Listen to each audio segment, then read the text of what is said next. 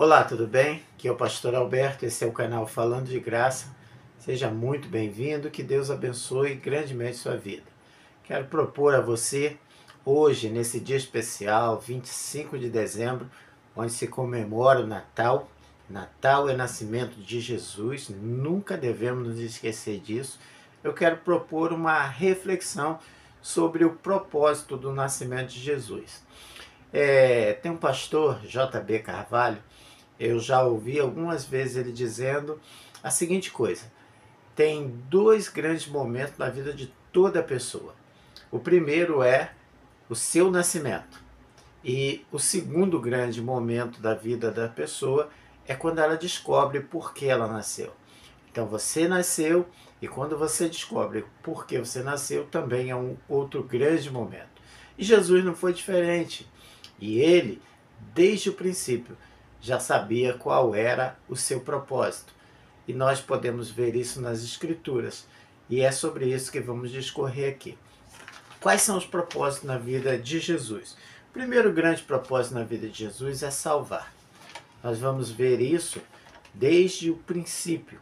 Se você abrir a Bíblia em Gênesis, você vai ver que quando Deus ele colocou o homem no jardim, ele deu uma determinação ao homem, que ele não devia comer daquele fruto que estava ali no jardim do Éden. Mas Deus não proibiu ele de ter acesso àquilo ali. E o homem deliberadamente decidiu comer daquele fruto proibido. E qual era a sentença se ele desobedecesse? No dia que você comer, morrerá. O homem comeu o fruto, fisicamente ele não morreu, mas espiritualmente ele morreu sim. Porque devemos entender a morte como separação. Quando alguém morre fisicamente, ele se separa das outras pessoas que continuam vivas. Então, não quer dizer que a existência dessa pessoa acabou. Não, ele continua existindo na sua alma e no seu espírito, e o físico separou-se dos outros homens. Quando Deus ele determinou ao homem que a desobediência traria para ele morte, era essa separação. E foi exatamente o que aconteceu, porque o homem pecou deliberadamente, decidiu desobedecer a Deus, rompeu a comunhão que ele tinha com Deus, e por isso ele recebeu como sentença a expulsão do Jardim do Éden. Jardim do Éden, interessante a gente pensar, significa Jardim das Delícias. Ali, enquanto o homem tinha comunhão com Deus, ele tinha de Deus tudo aquilo que era necessário para ele sobreviver. Quando ele decidiu romper com Deus, romper com a ajuda, o auxílio de Deus, ele precisou comer do suor do seu trabalho. Então, o trabalho sempre existiu, porém agora, distante de Deus, esse trabalho se tornou penoso, se tornou um sacrifício ao homem. Então essa comunhão que foi rompida ali no início, Deus naquele tempo já tinha determinado, porque ele conversando com o homem, ele disse, com o homem não, na verdade com a serpente, ele disse, do ventre da mulher nascerá um que esmagará a cabeça da serpente. Ou seja, ele já estava profetizando que nasceria um homem e que esse homem iria anular os efeitos do pecado sobre a vida da humanidade. Toda a humanidade se tornou pecadora a partir de Adão. Essa é a história, porque Adão era a cabeça e agora vem o segundo Adão, que é Jesus, nascer como homem.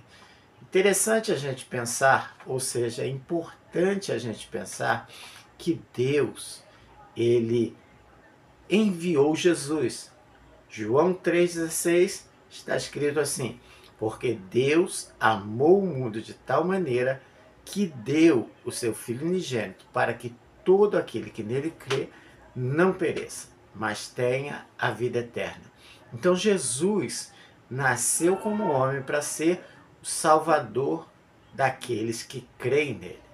Ele salva todo mundo, ele tem o poder de salvar todo mundo, mas infelizmente nem todos serão salvos. Quem será salvo, pastor? Aqueles que crerem nele. Então, Jesus vem em primeiro lugar para ser o Salvador. Salvador de quê? Dessa condenação de morte, dessa separação de Deus que eu falei anteriormente. Em Ezequiel 18:20 está escrito assim: toda alma que pecar morrerá. E em Romanos 6:23 está escrito também que o salário do pecado ou a recompensa do pecado é a morte. Mas o dom gratuito de Deus é a vida eterna em Cristo Jesus. Ou seja, se o pecado traz a morte, a confiança, a fé em Cristo Jesus nos traz a salvação. E em João 10 também podemos ler, né? O ladrão vem para roubar, matar e destruir. Jesus dizendo: eu vim para que vocês tenham vida e vida em abundância. Então, Jesus veio trazer a vida que está nele, a vida que só ele poderia dar. Jesus veio salvar a humanidade do pecado. Essa é a informação mais poderosa que podemos ter, tá? Que Jesus, ele é o nosso Salvador. Ele veio para salvar todo homem. Em Mateus 1:21 também diz: ele salvará o seu povo dos seus pecados. Então, se o pecado condena, Jesus nasceu em primeiro lugar com o propósito de ser o Salvador de todo homem. O segundo propósito do nascimento de Jesus foi para ele ser o Redentor. E redenção significa reparar um erro, reparar um crime. Então, se o homem pecou, esse foi o grande erro do homem, Jesus veio para corrigir, porque ele veio para viver como homem e fazer tudo o que deveria ser feito, ou seja, cumprir toda a vontade de Deus para que ele se tornasse apto a salvar todo aquele que nele crê. Então ele veio redimir, ele veio ser o redentor daquele que cresce nele, né? Então ele veio ser o substituto meu e teu para a salvação. Então Jesus não foi qualquer pessoa. Jesus não é simplesmente um profeta, um sábio, como alguns creem. Jesus, ele é Deus, 100% Deus, 100% homem, veio salvar, veio redimir, veio reparar, corrigir o erro que havia na humanidade. Essa humanidade que já estava condenada, porque a palavra de Deus também nos diz: todos pecaram e destituídos, separados estão da glória de Deus. O pecado separa o homem de Deus. A palavra de Deus, Isaías também fala sobre isso. Os vossos pecados fazem separação entre vocês e Deus. E agora Jesus nasce com o propósito de redimir. Redimir, fazer a redenção do povo e reconciliar. É o terceiro propósito do nascimento de Jesus. Ele veio reconciliar o homem. Romanos 3:23, o texto que eu citei: todos pecaram e separados estão da glória de Deus. E agora Jesus vem nascer para restaurar essa comunhão, reconciliar, fazer as pazes entre a humanidade e Deus.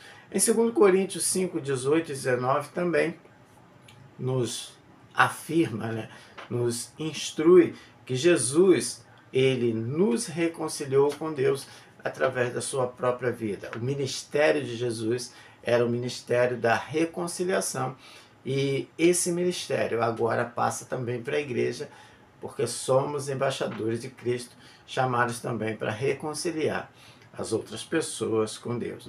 Outro propósito do nascimento de Jesus é que ele veio revelar Deus. Ele veio mostrar quem é Deus. São 3 fontes de revelação de Deus que temos. A primeira é a natureza. A Bíblia diz que as coisas criadas, elas anunciam que Deus existe e que ele criou. Ele que fez todas as coisas. As obras de Deus, se você parar para analisar de forma consciente, você vai ver que não é nada aleatório, não é um acaso, existe uma mente, existe um ser que planejou, arquitetou, criou todas as coisas. E essa pessoa é Deus, Ele criou. Então a natureza, a criação, ela revela Deus. A outra fonte de revelação é a palavra de Deus. Ela também nos mostra quem é Deus, ela explica detalhadamente. E essa revelação de Deus é o que Deus quer revelar a nós. Podemos ver Deus na criação, podemos ver Deus na palavra e podemos ver Deus no próprio Jesus. Em João está escrito que o Verbo se fez carne, habitou entre nós e vimos a sua glória. Glória como a do unigênito Pai. João 1,14 diz isso, que ele, o Verbo, a palavra, se fez carne e habitou entre nós. E quando olhávamos para ele, nós vimos o quê? O próprio Pai. Os discípulos uma vez perguntaram a Jesus: Senhor, mostra-nos o Pai, para que nos baste. E Jesus, virando-se para eles, diz: vocês me veem a mim, me perguntam, mostra o Pai. Quem me vê a mim, vê o Pai, porque eu e ele somos um. Então Jesus se revela ali aos discípulos, dizendo que ele e o Pai têm a mesma personalidade. Eles são um. É o mistério da triunidade de Deus. Em Hebreus 1, do 1 ao 3 também, revela isso, que ele é a imagem exata do Pai. A palavra de Deus não nos engana. Então, Hebreus 1, do 1 ao 3, vai dizer, vai nos mostrar que ele, Jesus, é a imagem exata do Pai. Jesus também veio com o propósito de ser o exemplo, modelo. Se Adão foi um exemplo negativo, Jesus agora vem para ser um exemplo positivo. Em João 13,15, tem um relato ali de Jesus com seus discípulos, e ele lava os pés de seus discípulos, e ele diz que aquilo que ele estava fazendo era um exemplo para que eles fizessem iguais. E a própria vida de Jesus, ela veio para ser um exemplo. Quer ser como Jesus? Olhe para a vida dele, olhe para o que ele fez, olhe para os seus atos, olhe para o que ele rejeitou. Então tudo aquilo que ele é, nós devemos ser. Tudo aquilo que ele manifestou, nós precisamos manifestar. Tudo aquilo que ele fez, as suas obras, nós precisamos fazer. Ele veio para ser um novo referencial, um novo molde, e a partir desse molde, todos aqueles que creem precisam ser formatados. Os discípulos, a gente lê em Atos, né, que eles foram chamados de cristãos. Por quê? Porque se pareciam com Cristo. Porque cristão é pequenos cristos. Então, eles foram assim denominados porque as pessoas viam nos comportamentos dos discípulos as mesmas características de Jesus. E nós temos sido como Jesus. Esse é o nosso objetivo. Esse também é um propósito, glorificarmos a Deus através dessa aparência, através dessa imitação. Paulo diz: sejam meus imitadores como eu sou imitador de Cristo. Jesus também veio para ser fonte de vida. Já citei aqui, mas vale a pena repetir, João 10,10, quando ele diz: o ladrão vem roubar, matar e destruir, mas eu vim para que tenham vida e vida em abundância. Em outro texto ele diz: eu sou o caminho, a verdade e a vida. Ele é a vida. E o conceito de vida é exatamente esse: ter comunhão com o autor da vida, com a fonte da vida, que é Deus. Então ele veio trazer isso também, veio ser essa fonte de vida. Ele oferece vida eterna e plenitude, vida plena a todos aqueles que creem. Jesus também veio para cumprir as profecias, tudo aquilo que foi dito a respeito dele. Jesus cumpriu profecia do Antigo Testamento sobre o Messias. Você pode ler sobre isso em Miqueias 5:2, em Isaías 7:14, em Gênesis, como eu disse, quando o próprio Deus disse que do ventre da mulher nasceria aquele que esmagaria a cabeça da serpente. Nós temos salmos messiânicos que apontavam, preparavam para a vinda do Senhor. Ele também veio para inaugurar o reino de Deus. Ele veio para ser aquele precursor que abriria o caminho, porque ele próprio seria o caminho, ele seria o cabeça, ele seria a representação, a personificação do reino de Deus. E a Bíblia nos diz, o reino de Deus está entre nós. Quando Jesus estava aqui, ele era o próprio reino de Deus. E o reino de Deus é a representação de governo e poder. Todos aqueles que estão debaixo do reino de Deus, inseridos no reino de Deus, eles estão debaixo do governo e do poder de Deus. Guardados, protegidos. Imagina um reino onde nós fazemos parte dele, somos protegidos, somos guardados, somos direcionados pela constituição daquele reino. Então Jesus veio estabelecer uma nova ordem mundial. E todos aqueles que creem nele se tornam não somente participantes desse reino, mas filhos, porque esse reino é um reino de filhos, é um reino de reis e sacerdotes, como está escrito lá em Pedro. Reis sacerdotes, nós fomos chamados para exercer também autoridade sobre as questões do mundo. Deus nos deu esse poder, porque ele recebeu esse poder. Jesus também veio com o seu nascimento preparar o caminho para a sua volta, ou seja, ele veio trazer essa presença dele aqui e trazer essa esperança, porque ele prometeu que voltaria. E essa é a grande esperança que sustenta a igreja, saber que aquele que formou a igreja voltará um dia para trazê-la. Outro propósito, que Jesus veio estabelecer aqui é compaixão e misericórdia. Jesus, o seu nascimento, veio demonstrar amor, compaixão e misericórdia. Na sua vida, na sua existência, ele sempre se compadeceu por outras pessoas. Você vai ver Lucas 10, 25, 37, ou vários textos aí em que Jesus, andando entre o povo, se compadeceu desse povo. Jesus veio estabelecer justiça e igualdade. Ele é o modelo máximo de justiça e igualdade. Jesus também veio, com a sua vida, revelar amor e sacrifício. Um amor sacrificial, o ágape. Jesus é o ágape. Jesus é esse amor que todos deveriam expressar. Então, o nascimento de Jesus não foi o nascimento de uma pessoa comum. O nascimento de Jesus veio estabelecer, dividir a história entre antes e depois. Ele dividiu a história.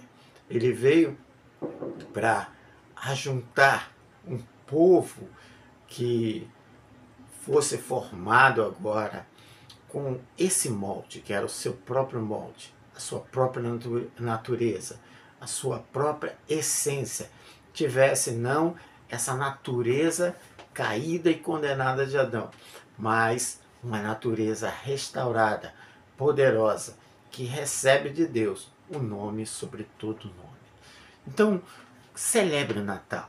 E talvez a melhor forma de celebrar o Natal seja muito mais do que reunir-se diante de uma mesa com seus queridos, com seus entes. Não, a maneira em que Deus espera que celebremos o nascimento de Jesus é vivendo a vida dele, a vida que ele veio estabelecer, esse modelo, esse novo formato de pessoa, esse novo modo, esse novo padrão de pessoa, não esse padrão rasteiro, caído do mundo, mas um padrão superior, muito superior, o padrão que é a própria essência de Deus sendo compartilhada através de nós. O primeiro passo para você celebrar de fato o Natal de Jesus é crer em todas essas coisas que eu falei, que não fui eu que falei, mas que a Bíblia revela. Crer que ele não foi um profeta, um sábio, ele foi o próprio Deus que foi dado em favor de nós. O Cordeiro de Deus que tira o pecado do homem. É esse Cordeiro que tem o poder de, na sua morte, dar a vida. Então, em primeiro lugar, você precisa crer nele, confessar ele como seu Salvador, porque ele veio substituir o meu e o seu lugar na cruz.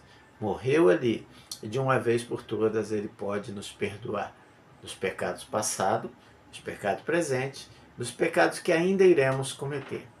Ele é poderoso.